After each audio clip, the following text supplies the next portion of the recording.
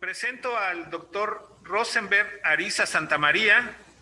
Él es abogado en Sociología Jurídica, profesor investigador en temas de Administración de Justicia, Jurisdicción Indígena, Justicia de Paz y Mecanismos Alternos de Solución de Conflictos, miembro de la Red Latinoamericana de Antropología Jurídica y de la Organización Pluralismo Jurídico en Latinoamérica, defensor de los derechos humanos y de los derechos de los pueblos indígenas.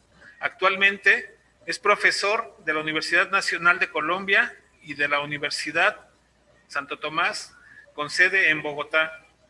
Tiene una formación académica de postdoctorado, con una estancia postdoctoral en la Universidad de Brasilia, conflictos y disputas constitucionales por el territorio en comunidades étnico-raciales en Brasil y Colombia, un doctorado en la Universidad Externa de Colombia sobre sociología jurídica e instituciones políticas, también de justicia comunitaria, justicia indígena, justicia informal en Colombia, el campo jurídico de las prácticas sociales y culturales de justicia. Maestría en la Pontificia Universidad Javeriana, hizo estudios políticos con el título de Poder Local en Colombia, tiene otra maestría en la Universidad de Santo Tomás, en defensa de los derechos humanos, defensa de los derechos colectivos derechos colectivos, perdón. Y bueno, pues vamos a darle la palabra al doctor Rosenberg Ariza Santamaría, y bienvenido, doctor. Muchas gracias por la invitación, en primer lugar, por la presentación. Muy buenos días con todos y con todas. Realmente quiero agradecerles la invitación a la Comisión Nacional de Derechos Humanos de México, a la Procuraduría de Derechos Humanos de Guanajuato y a todos los organizadores, organizadoras por esta oportunidad que me parece muy interesante de conversar sobre la perspectiva latinoamericana de los derechos humanos de los pueblos indígenas y afrodescendientes. Yo quisiera dividir mi intervención en tres partes. Quisiera, en primer lugar, colocar un par de ideas iniciales, 4, 5 ideas que finalmente van a ser provocadoras o detonantes, espero, de algunas reflexiones que intentaré desarrollar. No sé si alcance por el tiempo, pero digamos tienen ese propósito. En segundo lugar, me gustaría detenerme a mirar, igual que hizo mi antecesor, algunos instrumentos, pero particularmente concentrarme en algunos derechos, un poco desde la experiencia comparada, que creo que dentro de todos y todas las personas que están participando en este diplomado, veo que hay un interés por revisar esa parte académico-jurídica que nos interesa de hacer derecho comparado. Y en última instancia, hacer un cierre con un par de conclusiones, mirando los retos y los desafíos que tiene precisamente los derechos humanos de los pueblos indígenas, afrodescendientes y minorías étnicas en nuestra región. Entonces, frente a lo primero, a mí me gustaría recordarles que el reconocimiento de los derechos de los pueblos indígenas y tribales, de los sistemas de derechos humanos en los diversos países y en las diversas constituciones en particular, ha tenido un largo camino. Y digamos que estas conquistas que han desarrollado las organizaciones indígenas, y que tengo que señalar, es el resultado de la diplomacia indígena internacional, un trabajo muy importante que me parece que tenemos que reseñar. Ha sido un trabajo de más de 3 siglos, esta lucha por los derechos humanos, este ejercicio de resistencia que han desarrollado los pueblos indígenas y los pueblos afrodescendientes en toda nuestra América. En segundo lugar, me parece que no podemos olvidar que algunos de los instrumentos internacionales de derechos humanos en principio plasmaron también una visión profundamente eurocéntrica.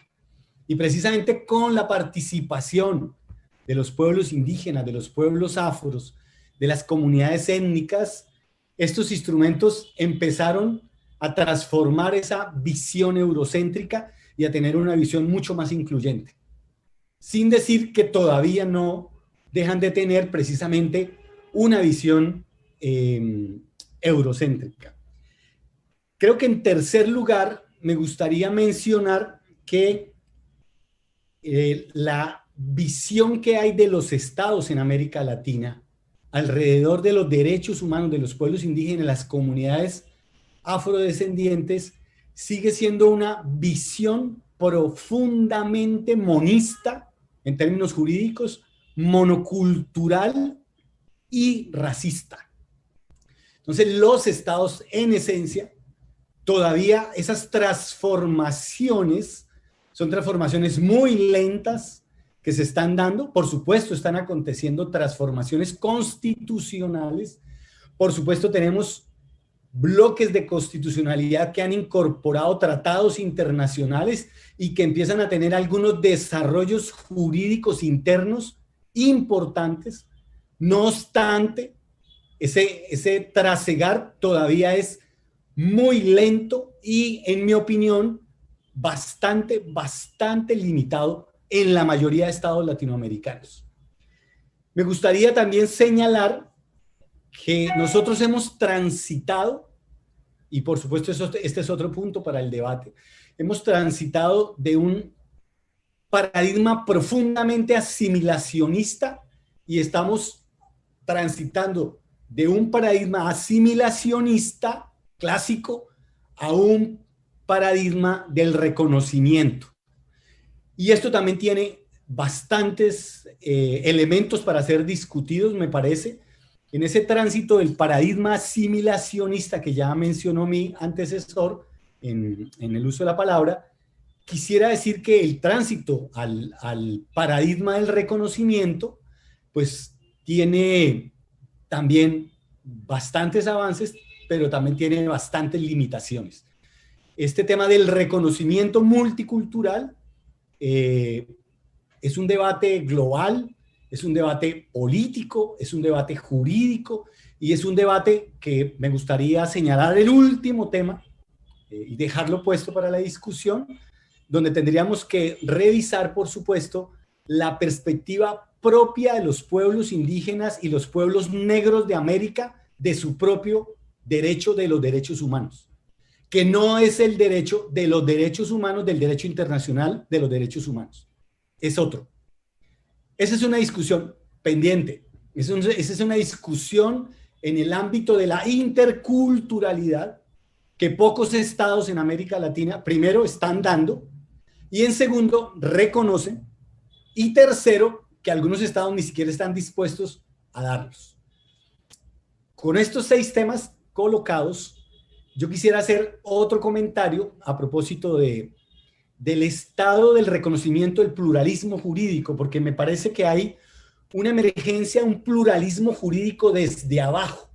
Los estados han hecho un desarrollo intentando romper su lógica monista del derecho y han reconocido apenas formalmente un pluralismo jurídico, pero hay una emergencia, un pluralismo jurídico desde abajo, y ahí me permitiría, en mi opinión, situar cuál es el estado del avance de este pluralismo jurídico en América Latina. Yo señalo 3 tipos de avance.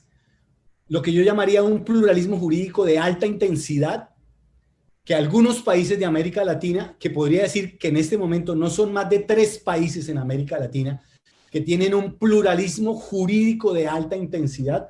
Digo de alta intensidad por varias razones, no me quisiera detener mucho tiempo en ello, pero ese pluralismo jurídico de alta intensidad es aquel donde tenemos un pluralismo jurídico que supera la idea formal y camina hacia un pluralismo jurídico igualitario.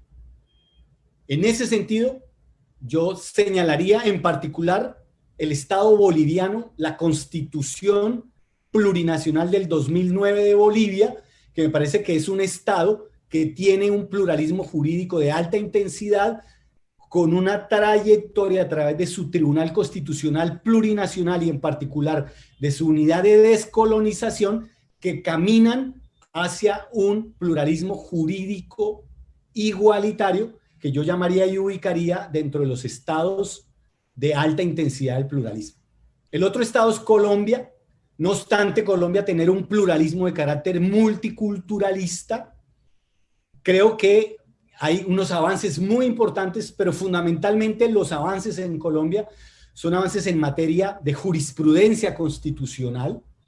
Tenemos desde el año 1993 hasta el año 2020 un total de aproximadamente 1.650 sentencias constitucionales en materia de reconocimiento de derechos humanos de pueblos indígenas, que creo que es un acumulado bastante importante en materia de producción jurídica del reconocimiento de derechos de pueblos indígenas y de comunidades afrodescendientes.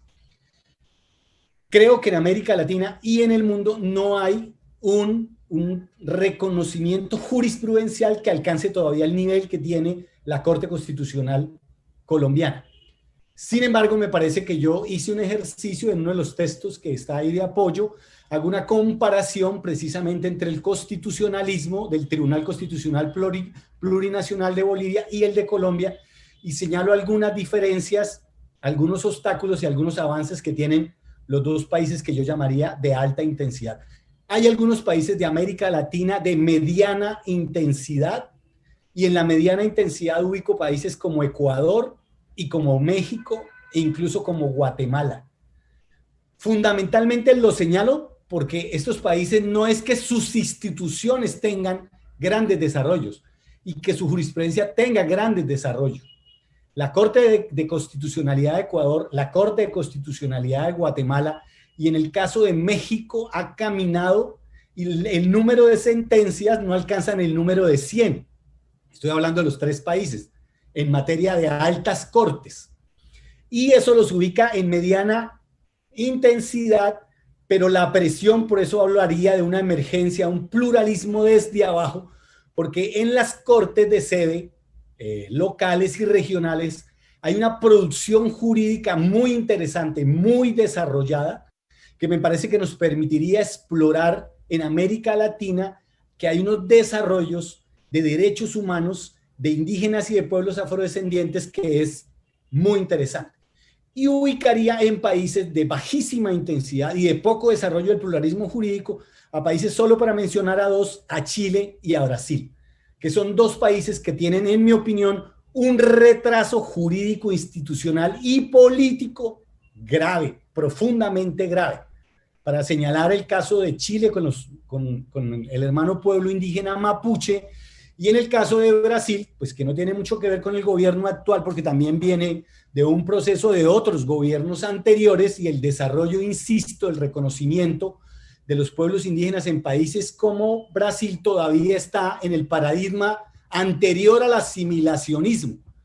Son estados todavía que tutelares que consideran de alguna manera a los pueblos indígenas menores de edad. Estos dos países son un ejemplo de la precariedad del desarrollo y del acompañamiento del sistema internacional de derechos de los pueblos indígenas. Con estas dos precisiones, yo quisiera aprovechar para profundizar algunos temas que me parecen importantísimos. Voy a mirar a ver si es posible hacer la presentación. Si la pueden colocar, no hay problema. Si no la colocan, tampoco. Creo que el anterior ponente intentó ponerla, no se logró. Yo quisiera, si se coloca, situar el convenio 169, pero también situar la jurisprudencia de la Corte Interamericana, porque me parece que es muy importante no solo el aporte del convenio 169, sino los desarrollos que tiene nuestro sistema interamericano de protección de derechos humanos, cuya jurisprudencia en el sistema internacional y regional es el que también ha tenido mayores avances en ese paradigma que llamaríamos el paradigma del reconocimiento. Todos los informes de la Comisión Interamericana de Derechos y las sentencias de la Corte Interamericana de Derechos Humanos son una referencia obligada, en especial en el derecho de consulta previa, libre e informada que ya fue mencionado y que tienen los pueblos respecto a su territorio. Yo aquí me detengo muy rápidamente porque ya el tema fue abordado. En la sentencia de los 12 clanes de Saramaca versus Surinam, caso de los pueblos, del más conocido como el caso del pueblo Saramaca, que fue la primera sentencia a nivel internacional al referirse expresamente al derecho de consulta y con ello a sus salvaguardas de los pueblos indígenas y tribales, aportando importantes elementos en materia de protección del derecho de participación política de los pueblos indígenas al desarrollo, pero también de protección, por la otra parte, al derecho al territorio que tienen los pueblos y comunidades indígenas, tribales y comunidades negras. Aquí tengo que hacer una salvedad, y es que en Colombia el convenio 169 se aplica a pueblos indígenas y a pueblos negros sin diferenciación alguna. Tienen las mismas características y los pueblos negros en cualquier territorio en Colombia, donde sea materia de un proyecto extractivo, una medida legislativa o administrativa que se vaya a tomar en los territorios de comunidades negras o comunidades indígenas, requiere ser consultado. Aquí no hay ninguna diferencia. Reconozco que hay países, solo el 10% de los países de América Latina le han reconocido ese derecho a las comunidades afro. Y aquí hay una doble victimización histórica con los pueblos negros a partir de los estados en América Latina, que también es importante subrayarla. Yo creo que la Declaración Universal de los Derechos de los Pueblos Indígenas del año 2007, del 13 de septiembre del 2007, lo dice de una manera bastante interesante. ¿Cómo lo señala? Dice, los pueblos indígenas tienen derecho a conservar, reforzar sus propias instituciones políticas, jurídicas, económicas, sociales y culturales, manteniendo a la vez su derecho a participar plenamente, si lo desean, discúlpeme, lo voy a subrayar, si lo desean, en la vida política, económica, social y cultural de los estados. Alguien preguntó por el derecho a autodeterminación. Esa pregunta me gusta mucho. Quiero referirlos a todos ustedes y a todas ustedes, por favor, al artículo 3 de la Declaración Universal de los Derechos de los Pueblos Indígenas. Ahí en el artículo 3 me parece que está claramente señalado el ejercicio de la autodeterminación de los pueblos indígenas y de los pueblos negros y tribales. Y ese ejercicio de autodeterminación es el ejercicio a tener un gobierno propio, porque es un ejercicio de autodeterminación político, espiritual, económico, social y cultural, claramente señalado, insisto, en el convenio 169 y explícito en el artículo 3 de la Declaración Universal de los Derechos de los Pueblos Indígenas. El convenio 169 de la OIT sobre pueblos indígenas y tribales en países independientes establece, en la medida en que ello sea compatible con el sistema jurídico nacional y con los derechos humanos internacionalmente reconocidos, deberán respetarse los métodos a que los pueblos interesados recurren tradicionalmente para la represión de los delitos cometidos por sus miembros. Yo quiero hacer referencia a este aspecto para hablar de los 6 elementos que señalé al principio. Uno de ellos, digo, es que los convenios internacionales tienen cierto sabor eurocéntrico, cierto matiz eurocéntrico. Y tengo que señalarle esa crítica, por ejemplo, al convenio 169. Y propuse para la reflexión si no necesitamos un diálogo intercultural entre los derechos humanos del sistema internacional de derechos humanos, lo que hemos considerado y construido desde el mundo occidental como derechos humanos, y la construcción propia de los derechos humanos, derechos de los seres vivos, derechos vitales que han construido nuestros pueblos indígenas y nuestros pueblos afrodescendientes, afromexicanos, afrocolombianos, afroecuatorianos, afroperuanos, etcétera, en América Latina. Porque muy seguramente en su cosmovisión, ancestralidad y pensamiento, epistemologías propias, han desarrollado otras perspectivas que tienen que entrar en diálogo para dejar de hacer ese ejercicio colonial que usamos desde la perspectiva de la colonialidad del saber, del poder, al imponerles en perspectiva jurídico universal una categorización, jerarquización de derechos en materia de derechos humanos también. Yo quisiera recordar un instrumento reciente que a veces no tomamos en cuenta, que a mí me parece bastante relevante, que es la Declaración Americana sobre los Derechos de los Pueblos Indígenas, aprobado en la segunda sesión plenaria, celebrado el 14 de junio de 2016. Yo quisiera referirme a la sección segunda sobre los derechos humanos y los derechos colectivos, al artículo 5 de este instrumento, que es declarativo. Alfonso ya hizo precisamente la aclaración entre el convenio, la Declaración Universal y nuestra Declaración Americana de Derechos de Pueblos Indígenas. Dice el artículo 5 de la sección segunda de este instrumento: plena vigencia de los derechos humanos. Los pueblos y las personas indígenas tienen derecho al goce pleno de todos los derechos humanos y libertades fundamentales reconocido en la Carta de las Naciones Unidas, la Carta de la Organización de los Estados Americanos y el Derecho Internacional de los Derechos Humanos.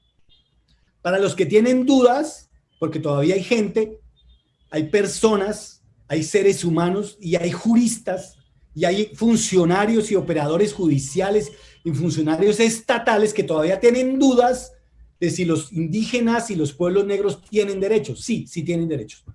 Y están claramente establecidos en el Convenio 169, en la Declaración Universal y en la Declaración Americana. Artículo 6, derechos colectivos. Y ese es un tema profundamente trascendental porque los juristas, la mayoría de los juristas, monistas jurídicos, positivistas jurídicos, tienen una formación profundamente eurocéntrica de derechos individuales y les cuesta mucho trabajo entender los derechos colectivos, sin dejar de recordarles que el sistema internacional y universal de derechos humanos, tanto el universal como el regional, le reconoce a los pueblos indígenas sus derechos colectivos y sus derechos individuales. En esto quisiera hacer una mención, disculpen la publicidad colombiana, no quiero ser colombianocéntrico, porque la Corte Constitucional colombiana también merece muchas críticas en sus desarrollos teóricos, jurídicos y políticos, pero la Corte Constitucional colombiana hizo un desarrollo jurisprudencial muy interesante en materia del sujeto colectivo de derechos. Y ese reconocimiento del sujeto colectivo de derechos en el ejercicio de ponderación ha sido fundamental para que precisamente nosotros tengamos una muy robusta, sólida jurisprudencia multicultural en materia de derechos de pueblos indígenas y de pueblos negros, ron, palenqueros y raizales en Colombia, que me parece, insisto, es una fuente muy importante para cualquier jurista que quiera trabajar en esta materia. El artículo 6 de la Declaración Americana sobre los Derechos de los Pueblos Indígenas señala: los pueblos indígenas tienen derechos colectivos indispensables para su existencia, bienestar y desarrollo integral como pueblos. En este sentido, los estados reconocen y respetan el derecho de los pueblos indígenas a su actuar colectivo, a sus sistemas o instituciones jurídicas, sociales, políticas y económicas, a sus propias culturas, a profesar y practicar sus creencias espirituales. Discúlpenme, voy a repetir este pedazo, porque es que como nosotros tenemos estados monistas y monoteístas católicos, este aspecto hay que subrayarlo, porque la Iglesia Católica sigue jugando, esta iglesia y otras iglesias siguen jugando un papel de intromisión en la cultura y espiritualidad de nuestros pueblos indígenas a lo largo y ancho de todo nuestro continente y nuestra región. Y no se les respeta su ejercicio a la autodeterminación religiosa. Por tanto, voy a plantear a propósito de los 6 elementos de entrada. cualquier iglesia evangélica, protestante, católica o cualquier multinacional de la fe que pretenda entrar a los territorios indígenas a salvar almas, requiere consulta previa, libre e informada, en virtud del respeto a la integridad cultural que estos pueblos indígenas merecen. Este es un elemento que me parece que tenemos que revisar de fondo todos los estados, todos los defensores de derechos humanos que trabajamos por la vigencia, respeto y protección, garantía de los pueblos, de los derechos de los pueblos indígenas. Entonces, subrayo, a profesar y practicar sus creencias espirituales, a usar sus propias lenguas e idiomas a sus tierras, territorios y recursos. Los estados promoverán con la participación plena y efectiva de los pueblos indígenas la coexistencia armónica de los derechos y sistemas de grupos poblacionales y culturas. Creo que eso es bastante diciente frente al tema y me permite, por supuesto, sugerirles unos debates que tenemos que hacer a corto, mediano y largo plazo en estos temas. La UNESCO, el 27 de noviembre del año de 1978, aprobó la Declaración sobre la Raza y los Prejuicios Raciales. Yo quisiera recordar un elemento de esta declaración que me parece bastante importante para traer a colación.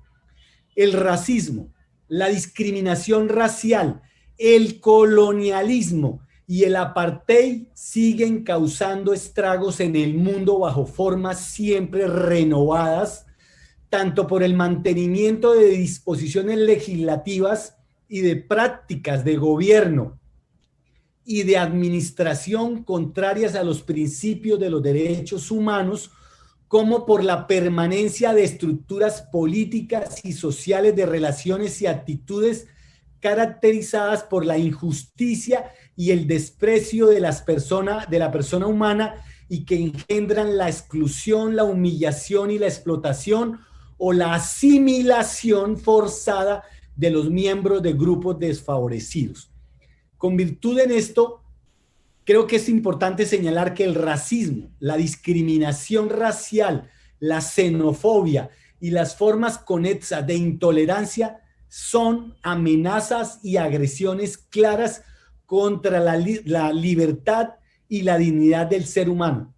Por esta razón, la lucha contra esos males devastadores de la humanidad es una prioridad para toda la comunidad internacional y para todos los que nos asumimos como defensores y defensoras de derechos humanos. Esta debe ser fomentada en todos los habitantes de toda la región, de todo el continente, de todo el planeta, ya que el respeto, la tolerancia y el multiculturalismo son valores fundamentales que deben conducirnos a un mundo en el que la dignidad y el respeto de la diversidad existentes dentro de la familia humana realmente se logre materializar. Me parece que la declaración y el programa de la acción de Durban son un resultado de estudios y debates presentados antes y durante la Conferencia Mundial contra el Racismo, la discriminación racial, la xenofobia y las formas conexas de intolerancia llevados a cabo precisamente en la ciudad de Durban, Sudáfrica, entre el 31 de agosto y el 8 de septiembre del 2001. Este instrumento internacional es absolutamente importante que todos lo conozcamos, lo estudiemos, lo apliquemos, lo incorporemos en nuestros trabajos como defensores y defensoras de derechos humanos. La Convención Internacional de las Naciones Unidas sobre la eliminación de todas las formas de discriminación racial, conocido por sus siglas CERD, se basa en la Declaración de 1963 sobre la eliminación de todas las formas de discriminación racial. Y si me permite, voy a mencionar la declaración. Para mí incluye 4 puntos que son fundamentales cuando hablamos del tema de derechos humanos de pueblos indígenas y de comunidades negras afrodescendientes. Primero, digamos que recoge toda la doctrina de diferenciación precisamente o superioridad racial que es científicamente falsa, moralmente condenable y socialmente injusta y peligrosa y no tiene justificación teórica o práctica ninguna. Segundo, la discriminación racial y más aún las políticas gubernamentales basadas en la superioridad o el odio racial violan los derechos humanos fundamentales, ponen en peligro las relaciones de amistad entre los pueblos, la cooperación entre las naciones, la paz y la seguridad internacional. No sé qué pensará Donald Trump y el presidente Bolsonaro de esto que estoy diciendo. Tercero, la discriminación racial daña no solo a aquellos que son sus víctimas, sino también a los que lo practican. Y cuarto, una sociedad mundial libre de segregación y discriminación racial debe tener factores, no debe tener factores que crean odio y división, sino que su objetivo fundamental y un objetivo de todas las naciones del mundo es precisamente acabar todas las prácticas de discriminación racial y racismo que hay dentro de esta sociedad. Aquí podríamos incorporar otro debate que es el tema del racismo institucional, y ese racismo institucional acompaña también instituciones judiciales, acompaña también instituciones que deben velar por la protección de estos derechos humanos. Quisiera en esta segunda parte, ya que hablé de algunos de los instrumentos, insisto, no tenemos el tiempo para mencionarlos todos, estoy solamente precisando algunos, quisiera aprovechar esta segunda parte para detenerme en dos ejemplos del sistema interamericano en materia de avances de derechos colectivos, y quisiera detenerme en dos de esos derechos. Creo que ya se nos hizo una presentación muy amplia y general de varios derechos. Yo quisiera, más desde la jurisprudencia interamericana, revisar dos derechos para que ustedes tengan un camino de exploración, de estudio y de análisis de otros de esos derechos que se han reconocido ampliamente también en el sistema interamericano de derechos humanos. Yo quisiera detenerme en el reconocimiento de la propiedad comunal, de las obligaciones de delimitar, demarcar, titular, sanear y consultar a los pueblos indígenas y tribales. Y lo digo porque en los estados latinoamericanos de nuestra región, la sagrada propiedad privada que los abogadas defienden a ultranzas tiene otras expresiones jurídicas.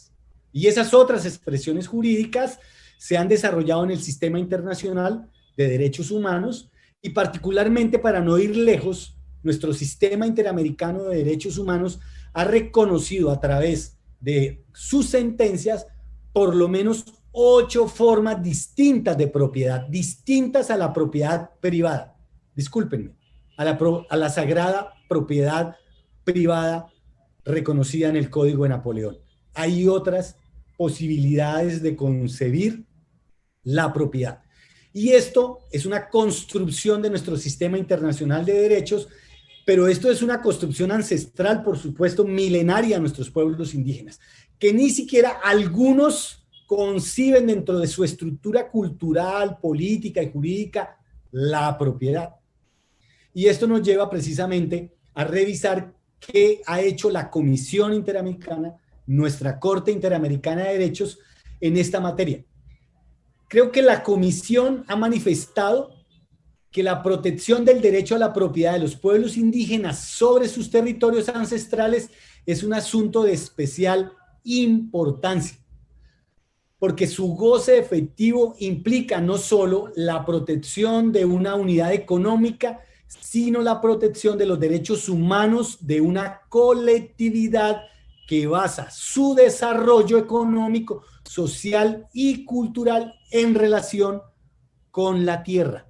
Yo creo que ese aspecto que ha dicho, que ha señalado y que yo estoy subrayando, que ha dicho la Comisión Interamericana, es fundamental para la comprensión de nuestros pueblos indígenas y de esta materia que es tan importante del reconocimiento. La Corte ha agregado a lo que ha dicho la Comisión Interamericana que la protección de la relación del territorio con los recursos naturales tradicionalmente usados bajo el derecho de propiedad comunitaria permitirá asegurar la subsistencia de estos pueblos, respetando e integrando su propia cosmovisión e identidad cultural y espiritual, lo que lleva a que la jurisprudencia de algunos países que tienen desarrollo de alta intensidad en materia de este reconocimiento hablen de la relación espiritual que tienen nuestros pueblos indígenas y afrodescendientes con su territorio.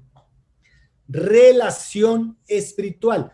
A pesar de muchas teorías, nuestros pueblos afrodescendientes, algunos vienen de todo este proceso afrodiaspórico, otros vienen de un proceso de esclavitud, de la trata de personas que empieza hacia el año 1500 hacia América, pero ellos también tienen una especial relación espiritual con el territorio, que no es la relación estrictamente económico-mercantil que el mundo occidental tiene para con la tierra, el territorio y la territorialidad.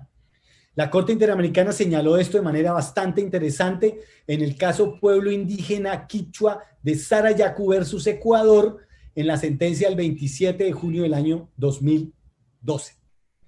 El reconocimiento entonces que la Corte consolidó en varias sentencias, fundamentalmente en las sentencias de los casos de Paraguay, lo llevó a sacar unas reglas de respeto a la propiedad comunitaria indígena.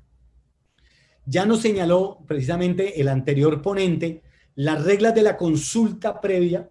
Yo quisiera detenerme en algunas de las reglas que señaló y que sigue desarrollando y ampliando la Corte Interamericana y nuestro sistema interamericano en materia de la especial protección que los estados deben a la propiedad comunal y a la propiedad que los pueblos indígenas tienen sobre sus territorios, ya que por esos territorios pasan grandes megaproyectos, grandes inversiones que quieren ser hechas en el suelo, en el subsuelo o en el territorio aéreo de las comunidades, porque las comunidades son propietarias del mundo de arriba, del mundo de la tierra y del mundo de abajo, como pasa en la mayoría de nuestros pueblos, lo cual significa que nuestros estados tendrían que seguir las siguientes reglas que ha establecido la Corte. Primero, la posesión tradicional de los indígenas sobre sus tierras tiene efectos equivalentes a título de pleno dominio que otorga el Estado. Segundo, la posesión tradicional otorga a los indígenas el derecho a exigir el reconocimiento oficial de propiedad y su registro. Tercero, el Estado debe delimitar, demarcar y otorgar título colectivo de las tierras a los miembros de las comunidades indígenas. Cuarto, los miembros de los pueblos indígenas que por causas ajenas a su voluntad han salido o perdido la posesión de sus tierras tradicionales mantienen el derecho de propiedad sobre las mismas, aún a falta de título legal, salvo cuando las tierras hayan sido legítimamente trasladadas a terceros de buena fe. Quinto, los miembros de los pueblos indígenas que involuntariamente han perdido la posesión de sus tierras y éstas han sido trasladadas legítimamente a terceros inocentes, tienen el derecho de recuperarlas a obtener otras tierras de igual extensión y calidad. Me parece que estas 5 reglas de reconocimiento de la propiedad comunal, que se convierten en obligaciones para el Estado por parte de la Corte Interamericana en múltiples sentencias, e insisto, desarrolladas de manera bastante amplias en los casos de Sarayaku, me parece que son doctrina internacional en materia de derechos humanos, de derechos colectivos territoriales de nuestros pueblos indígenas para ser tomados en cuenta por todos aquellos que hacemos este ejercicio de defensa de los derechos humanos de los pueblos indígenas.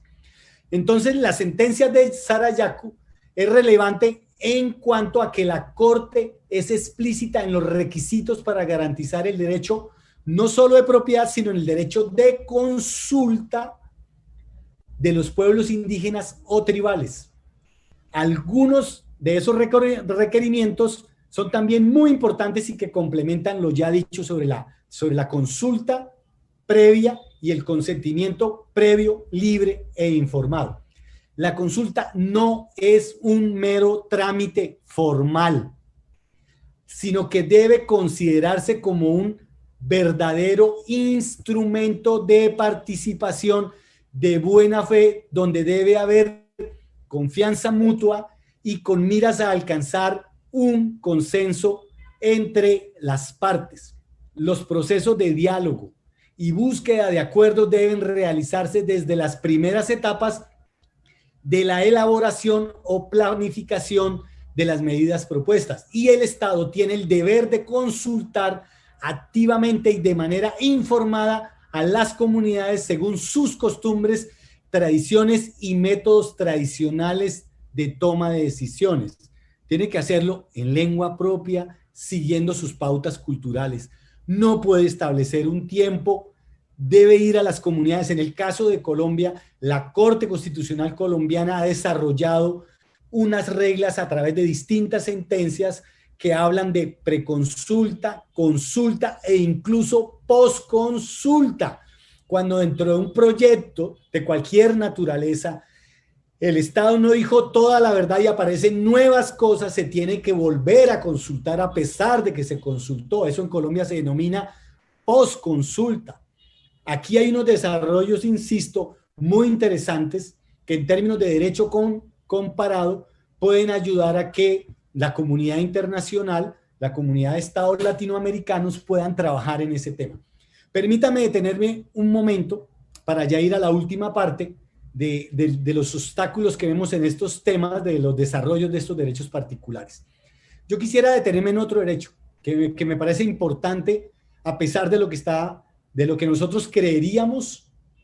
Recientemente, el 6 de junio del año 2020, en un caserío en el Petén, en Guatemala, un atquij fue quemado vivo por intolerancia religiosa. Una iglesia evangélica, algunos hermanos indígenas evangélicos quemaron a esta autoridad indígena, Domingo Choco.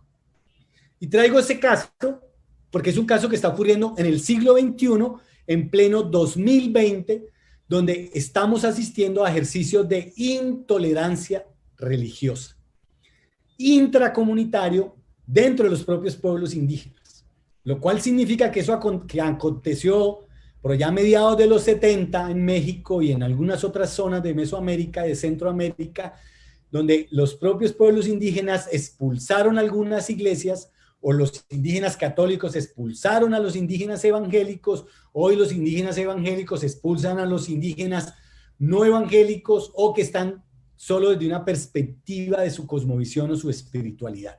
Esos son temas que también nos ocupan allá en México, en Guatemala, en Costa Rica, en Panamá, en Colombia, en Ecuador y en Bolivia. Estos temas siguen ocupándonos. El derecho entonces a la libertad de conciencia y religión ha sido poco desarrollado en el sistema internacional y en el sistema interamericano, valga decirlo de paso.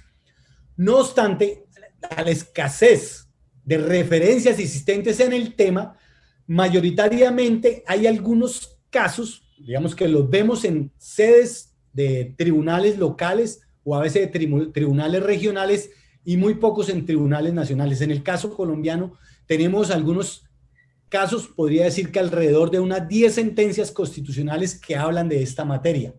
Una de ellas muy conocida, el caso Arhuaco en la Sierra Nevada de Santa Marta colombiana, donde la iglesia evangélica entró a territorio y lo que dijo la Corte Constitucional colombiana es que esa iglesia no podía entrar a perturbar la cultura y que se respetaba el derecho individual a profesar esa religión, pero se garantizaba la integridad cultural y por tanto la iglesia evangélica no podía de ninguna manera hacer proselitismo religioso por ningún medio dentro del territorio del pueblo Arhuaco Uycug de la Sierra Nevada de Santa Marta.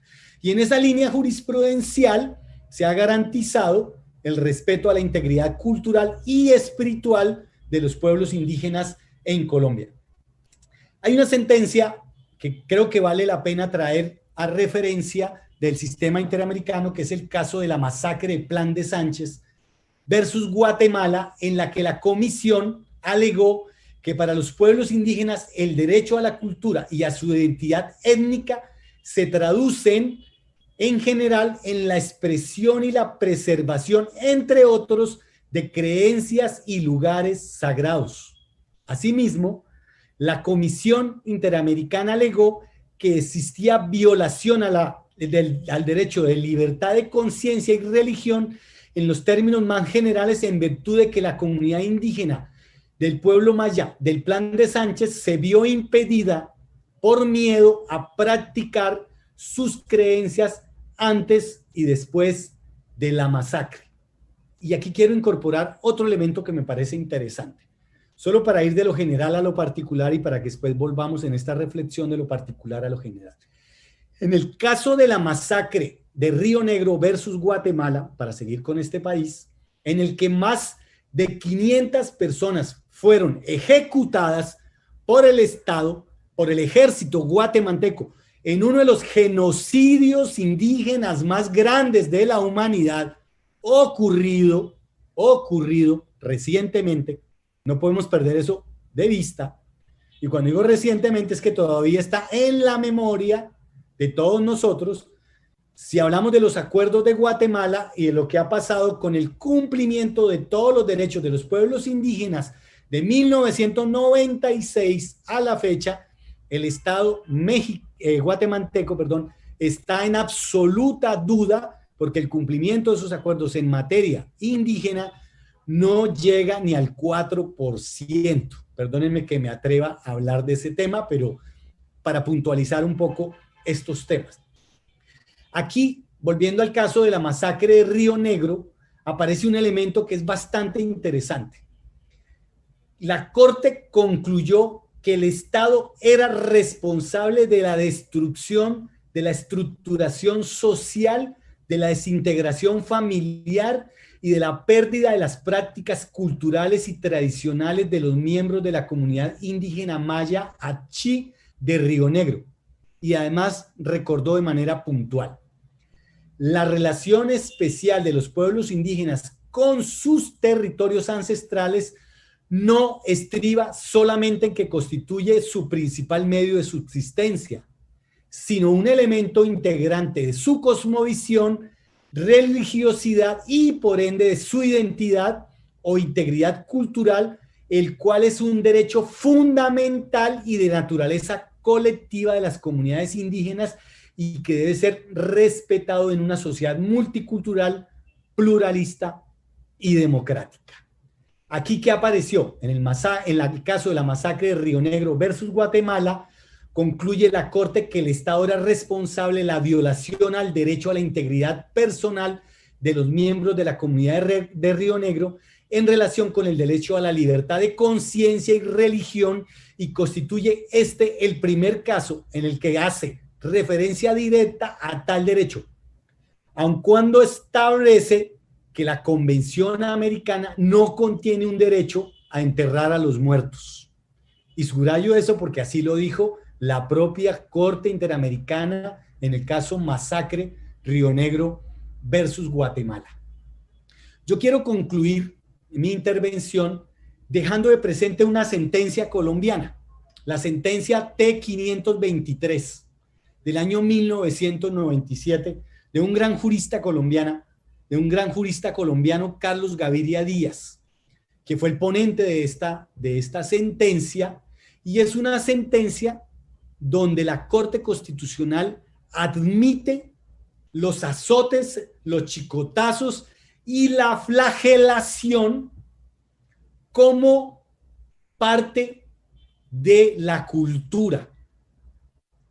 Algunos lo llamarán tortura, otros le darán otro nombre. Y dejo este caso porque me parece profundamente interesante, porque pone esa tensión que hay entre la perspectiva y la mirada eurocolonial nuestra desde Occidente y la mirada de los derechos propios indígenas. Para el mundo Nasa, este es un caso del pueblo Nasa del del norte del Cauca colombiano, allá en la parte suroccidental de Colombia, los fuetazos que se hacen de una manera cultural tienen una representatividad de limpieza espiritual. Dependiendo la persona, dependiendo la edad, o como dirían los mayas, dependiendo de su nahual, se le aplican el número de chicotazos o de azotes. Yo voy a citar exactamente lo que dijo la Corte Constitucional colombiana en esta interpretación, que digo polémica porque pone precisamente un debate que muchos y muchas quieren profundizar. La sentencia T-523 de 1997 dice lo siguiente: aunque indudablemente produce aflicción, su finalidad no es causar un sufrimiento excesivo, sino representar el elemento que servirá para purificar al individuo. El chicotazo, la flagelación, representa el rayo. Es pues una figura simbólica o, en otras palabras, un ritual que utiliza la comunidad para sancionar al individuo y devolver la armonía. En este caso, y al margen de su significado simbólico, la Corte estima que el sufrimiento que esta pena podría causar al actor no reviste los niveles de gravedad requeridos para que pueda considerarse como tortura, pues el daño corporal que produce es mínimo. Tampoco podría considerarse como una pena degradante que, comillas, humille al individuo groseramente delante de otro o en su mismo fuero interno, porque de acuerdo con los elementos del caso, esta es una práctica que se utiliza normalmente entre los nasa y cuyo fin no es exponer al individuo al escarmiento público, sino buscar que recupere su lugar en la comunidad. Ahí hay una sentencia en sentido amplio interpretativo. Luego, mucho de lo que se ha desarrollado en esta materia obedece a una mirada intercultural de nuestros tribunales nacionales, de nuestros tribunales internacionales y del ejercicio de defensa de los derechos que los pueblos indígenas y que los abogados y abogadas que han ejercido esta lucha legal han acompañado. Estos derechos no se han desarrollado solitos. Por supuesto que en los últimos 30 años esta mirada intercultural nos ha permitido avanzar de manera importante en el reconocimiento de estos derechos. Yo quisiera, para cerrar en esta última parte, señalar dos elementos que considero importantes cuando hablamos en materia de derechos indígenas y de derechos humanos, unos elementos que creo que dejaría precisamente para su estudio, para su reflexión y para el ejercicio material y práctico de la defensa de los derechos humanos.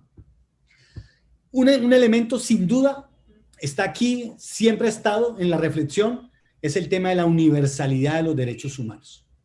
La universalidad de estos derechos humanos respecto a los derechos humanos que tiene cada pueblo indígena. En el caso colombiano, existen 108 pueblos indígenas. Y cuando estoy hablando de 108 pueblos indígenas, en el caso colombiano, nuestro sistema jurídico ha reconocido 108 sistemas jurídicos de derecho propio. Ha reconocido por el ejercicio de las comunidades negras y afrodescendientes, palenqueras y raizales, que ellas son sujetos plenos de todos los derechos, tanto de los establecidos en el Convenio 169, como la Declaración Universal de Derechos de los Pueblos Indígenas y Tribales, como los de la Declaración Americana en términos de una interpretación amplia de los derechos. Y por tanto, cuando nosotros en Colombia hablamos de comunidades étnicas, incluimos a todas las minorías étnicas que habitan el territorio nacional. En ese sentido, siempre existirá una tensión en materia interpretativa de los derechos universales que nosotros tenemos y de los derechos particulares que estos pueblos indígenas y estas comunidades negras tienen, lo cual significa que tenemos que avanzar a una mirada intercultural, porque nuestros derechos humanos por muy universales que sean, por muy aceptados por la comunidad internacional, tiene que desarrollar y ejercer un diálogo intercultural con los derechos de estos pueblos indígenas. Para la prueba, el ejercicio que hizo la Corte Constitucional Colombiana, que hace y que sigue haciendo, o el ejercicio que hace el Tribunal Constitucional Plurinacional de Bolivia, cuando saca sus sentencias en clave, por ejemplo, de un test del buen vivir, donde interpreta desde el pensamiento aymara y quechua el suma camaña, el suma katsai, es decir, logra hacer un test del buen vivir en términos de una racionalidad que dialoga desde la racionalidad jurídica con la cosmovisión indígena y logra poner a hacer ese diálogo para materializar los derechos de los pueblos indígenas y de las comunidades negras y afrodescendientes de América Latina. Un segundo elemento respecto no solo a la universalidad y a la particularidad de estos derechos, y ustedes dirán, Rosenberg Ariza es de la escuela del relativismo de los derechos humanos. Yo creo que tenemos que ir un poco más allá porque tenemos que proponernos un ejercicio de estudio que nos permita avanzar hacia una teoría crítica de los derechos humanos, un poco en la perspectiva de Elio Gallardo y de otros autores que han trabajado y que nos invitan precisamente desde el pensamiento decolonial a replantearnos la teoría de los derechos humanos en materia de que solo los derechos humanos son sujetos de derechos. Y con eso quiero concluir. La Corte Constitucional de Colombia le ha reconocido derechos al río Atrato como sujeto de derechos humanos y le ha reconocido a la Amazonía colombiana, la ha reconocido como sujeto de derechos. Que esto está en sintonía con lo que ha hecho la Corte Constitucional ecuatoriana cuando reconoce los derechos de la naturaleza. Creo que ahí tenemos unos grandes desafíos los que estudiamos los derechos de los pueblos indígenas y de las comunidades negras, porque también tenemos la posibilidad de avanzar no solo en la protección de estos derechos, sino avanzar precisamente en el estudio intercultural que nos ofrecen estas nuevas perspectivas. Muchas gracias. Muchas gracias, doctor Rosenberg Ariza. Su participación ha sido muy ilustrativa. Voy a formularle algunas preguntas que hemos estado tratando de hacer. Le hago 3 preguntas para que responda un bloque. Eso tendría que ver con la primera parte de su ponencia, como usted la dividió, y sería la primera pregunta: ¿cuál es la diferencia entre un enfoque multicultural y uno pluricultural? Esa sería una pregunta. Otra pregunta sería la justdiversidad y la ecosofía, ¿cómo se refleja en el pluralismo jurídico y en un Estado plurinacional? Y creo que esta pregunta que le voy a hacer ahora, creo que sería como el bloque, ¿no?, de esta primera parte. La pregunta es: ¿cree que la perspectiva al derecho alternativo de Bonaventura de Sousa sirva de vuelco epistémico jurídico para lograr un constitucionalismo pluricultural? Serían las 3 preguntas, doctor. Adelante. Muchas gracias. Muy interesante, les agradezco mucho las preguntas.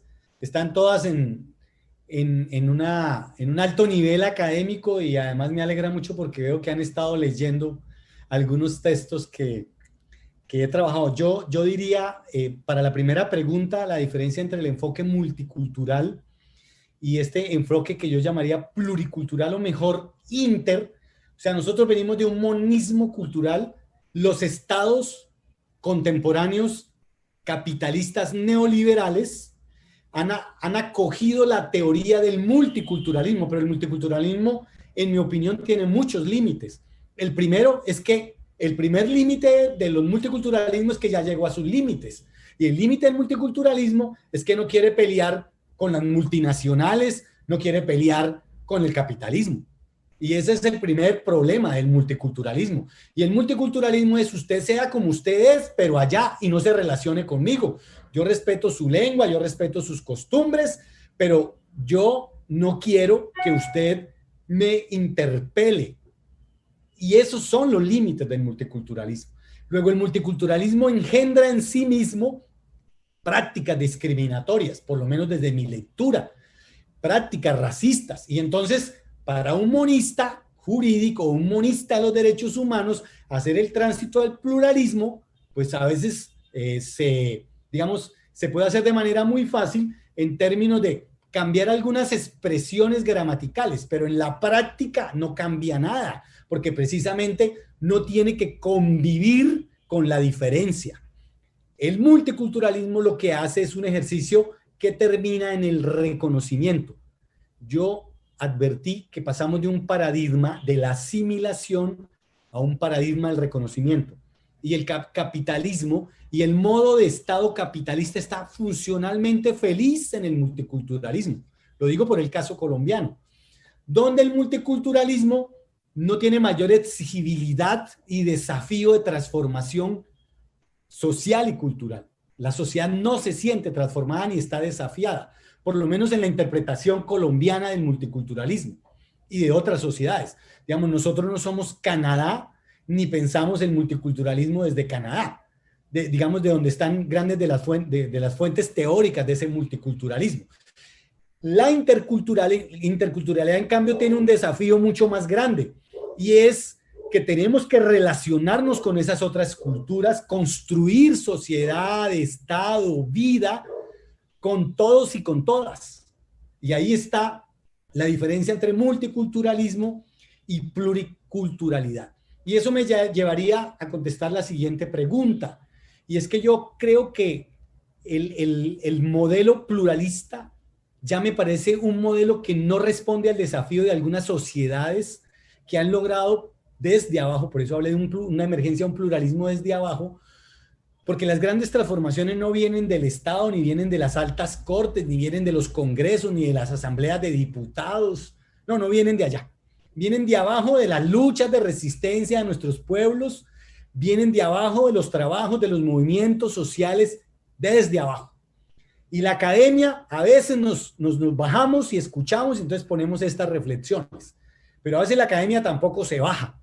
A veces la academia ya se engalana y olvida esa reflexión y los funcionarios también. Y entonces, ¿de dónde viene esto? De la movilización y la lucha social. Estas transformaciones como la justdiversidad, precisamente, en mi opinión, estamos pasando del paradigma del asimilacionismo y del reconocimiento a un paradigma de la justdiversidad. ¿Qué significa?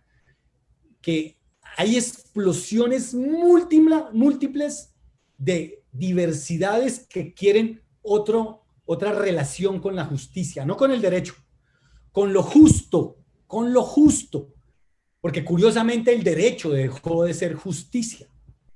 El derecho se dedica a otras tareas, pero el fin teleológico que tenía el derecho parece que se olvidó. Entonces, la emergencia de la justdiversidad tiene que ver precisamente con cómo desde nuestros pueblos negros, afrodescendientes, tenemos múltiples expresiones de lo justo, desde nuestros pueblos indígenas, desde nuestra profunda América, hay nuevas formas de lo justo. Y desde ahí es que tenemos que empezar otro diálogo. Pero esas nuevas formas de lo justo nos implican también una ecosofía, que es una relación de la sociedad distinta con nuestra naturaleza, con nuestro medio ambiente y con todos los seres vivos, todas las formas de vida. O sea, ya no estaríamos hablando de una teoría de los derechos humanos, sino una teoría de los seres vivos. Estaríamos hablando de una teoría vital, humana, existencial, que pasa por más allá de esa idea antropocéntrica que tenemos desde los derechos humanos. Para cerrar con la última pregunta, que me parece también profundamente interesante a propósito de Boaventura, insisto, me gusta más Elio Gallardo, pero hay otros teóricos muy interesantes. Ustedes tienen grandes teóricos de la filosofía de la liberación. Creo que hay una gran corriente decolonial, Boaventura ha aportado muchísimo y me parece que hay un texto de Boaventura que nos plantea un debate muy interesante a propósito del epistemicidio que hicimos con el conocimiento y el saber de nuestros pueblos negros e indígenas y que seguimos haciendo además. La ausencia de ese debate intercultural y de reconocer esas diversidades tiene que ver con esa forma epistemicida con que nos relacionamos con ellos. Y creo que Boaventura nos plantea mucho esa reflexión y recomiendo un libro de Boaventura que a mí particularmente me gusta mucho a propósito de los dos textos, de los dos derechos que conversé ahora, particularmente el de libertad de conciencia y de autonomía y autodeterminación religiosa, y es el libro que él escribió que se llama Si Dios fuera un activista de derechos humanos. Si Dios fuera un activista de derechos humanos, nos pone una gran discusión hoy en América Latina, insisto, con estados como Brasil, donde la bancada evangélica tiene un poder supraestatal y donde algunas iglesias, se supone que el Estado logró separar la iglesia y el Estado, y ese tema que era una conquista de la modernidad desapareció, y hoy estamos asistiendo a un debate de pluralismo religioso y por el otro lado a un debate de propiedad privada en términos de los territorios de los indígenas que nos llevan a plantear cuál es el debate de los derechos humanos de fondo que tenemos todos y todas que enfrentar. Muchas gracias por las preguntas.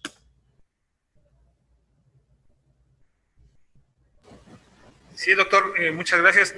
Hacemos otro bloque para cerrar su participación. Estamos pendientes de todas las redes, estamos tratando de hacer preguntas genéricas, estamos pendientes de Facebook, de YouTube, de Twitter.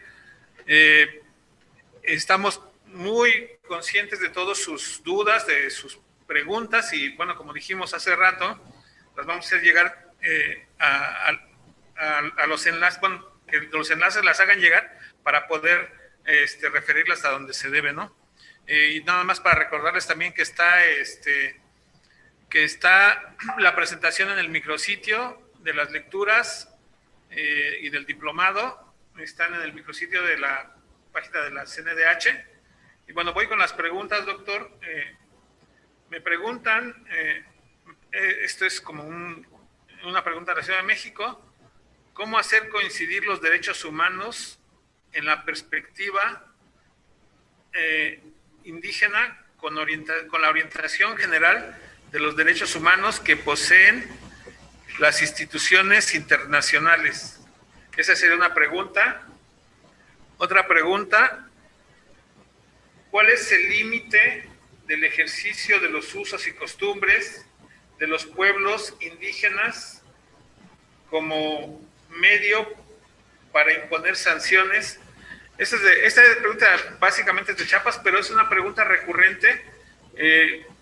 Por ejemplo, hicimos otra genérica que decía, o que dice más bien, ¿qué opinión le merece a usted las penas? Esto lo explicó un poco al final de su ponencia, pero insisto, es algo muy recurrente que dicen los alumnos, ¿qué opinión le merecen las penas que imponen los jueces indígenas tribales y que podrían ser denigrantes desde una perspectiva de los derechos humanos según los estados-nación?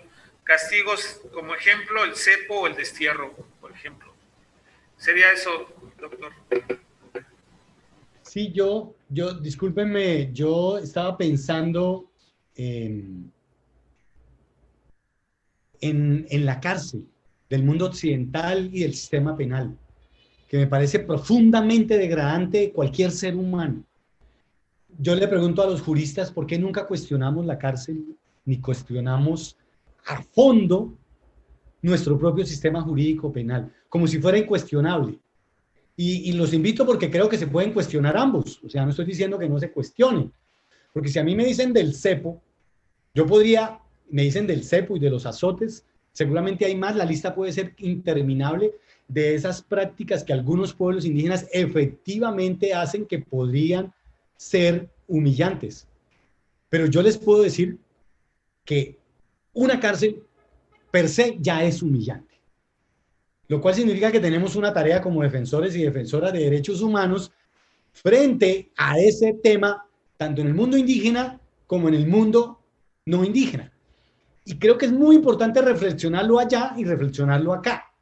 Esto con todos los temas, yo siempre lo aplico como una tarea. Yo milito en Colombia, milito en el movimiento carcelario, además, trabajo por la abolición de la cárcel. Una sociedad que se precie democrática no puede tener cárceles. Me parece una infamia absoluta que existan las cárceles y que los penalistas, además, cuando uno les dice esto, siempre le hacen la subsiguiente pregunta. Bueno, pero si no hay cárcel, ¿qué hacemos? No, pues hacemos muchas cosas. Para eso está la justicia restaurativa. Hay miles de alternatividades y yo creo que tenemos que, sin duda, en un diálogo intercultural, voy a dar el ejemplo de Colombia, aunque a mí no me gusta la intromisión de las cortes, ni me gusta la intromisión de los ilustrados de Occidente con respecto al mundo indígena, porque me parece que estamos en igualdad de condiciones para conversar con ellos, para cuestionarles sus prácticas. La Corte Constitucional ha cuestionado esas prácticas y lo dice, pero lo dice de la siguiente manera. A pesar de que no estamos de acuerdo con esa práctica que cumple ese pueblo indígena y los instamos a transformar esa práctica, consideramos que se tiene que seguir aplicando si esa es la decisión de esa comunidad. Eso es lo que uno llama un diálogo respetuoso entre culturas, ¿sí? Porque yo creo que todos nos oponemos a la pena de muerte en Estados Unidos. Yo creo que todos nos oponemos a esa pena de muerte y siempre damos el mismo ejemplo, ¿sí? Pero no veo las grandes marchas de juristas, ¿sí?, pidiendo que desaparezca la pena de muerte o la cadena perpetua, que sabemos que son profundamente injustas. Tenemos que hacer una revisión de todos los sistemas jurídicos y de las prácticas de castigo y sanción y mirar sus límites, por supuesto. Pero insisto, tiene que ser un diálogo plenamente horizontal. Aquí ninguna cultura es superior a otra y ningún derecho de ninguna naturaleza es superior a otra. Eso para contestar el tema de los límites. Nadie le va a poner los límites. Alguien va a decir, no, pero es que el límite es la Constitución. Sí, sin duda que es el pacto político de una sociedad y de un Estado, y así lo entendemos todos. Entonces, si alguien me refiere a mí cuál sería el límite a esas sanciones, a esas penas, pues el único límite es el acuerdo de la sociedad, que es la Constitución, siempre y cuando esos pueblos indígenas y esas comunidades negras hayan estado representadas el día que se hizo esa Constitución, porque si fueron excluidas, ¿de cuál Constitución hablamos? De la Constitución hecha por blancos, por una élite blanca, machista, patriarcal, xenofóbica, etcétera, que decide cuál es el destino de esta sociedad. No. Entonces tenemos que hacer constituciones que también incluyan a todos y a todas. Y ahí tenemos unas condiciones para hacer ese tipo de diálogo. Me parece, y cierro mi intervención y les agradezco mucho por la invitación y por las preguntas, un poco reflexionando sobre estos temas que a veces nos ponen esta idea de límites. En la sociología nosotros trabajamos mucho este tema de un sociólogo norteamericano que se llama Guritt Mills sobre la imaginación sociológica. Y yo los invito a la imaginación jurídica, que es lo que parece que desapareció, y sobre todo la imaginación jurídica en el campo de los derechos humanos. La imaginación jurídica nos debe llevar a entender una cosa que es muy importante, que hoy está haciendo, y yo celebro que esté pasando en mi país con la justicia transicional y con un alto tribunal que se llama la Jurisdicción Especial para la Paz. Ese tribunal, que uno lo diría que es un tribunal de paz, está haciendo una cosa profundamente desafiante para todo el mundo jurídico, y es aplicar castigos y sanciones a personas que cometieron delitos de lesa humanidad o delitos de guerra con sanciones que son de las prácticas comunitarias indígenas y de los territorios. Ese es el diálogo. Y no lo que diga el código o la ley. Es la nueva práctica la que nos va a llevar, o sea, todos y todas nosotras puede ayudar a tener una práctica mucho más inclusiva, real, y yo creo que los instrumentos internacionales y esto que están haciendo algunos tribunales en algunos países, como mencioné, Brasil, Colombia, la Corte Interamericana, son un ejemplo para caminar otra posibilidad de tener otro mundo posible. Muchas gracias. Muchas gracias, doctor Rosenberg Ariza.